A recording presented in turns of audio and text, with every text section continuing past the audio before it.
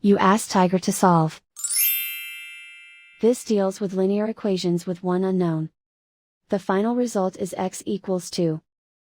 Let's solve it step by step.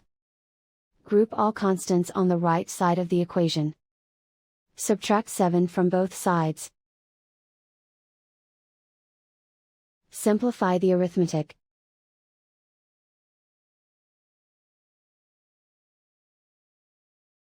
Isolate the x. Multiply both sides by 2. Group like terms.